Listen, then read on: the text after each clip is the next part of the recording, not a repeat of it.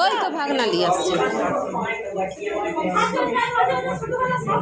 আরে মধ্যে কত জায়গা আলপনা দিছে কি করবে চাবি দে কোন পকেটে আছে দে।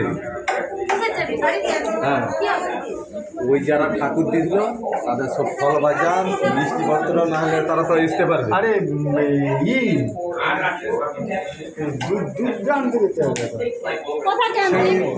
কিটা যাকে বলছো সে কি দিয়ে যেতে পারবে না? আরে সেই ছানাবে না তো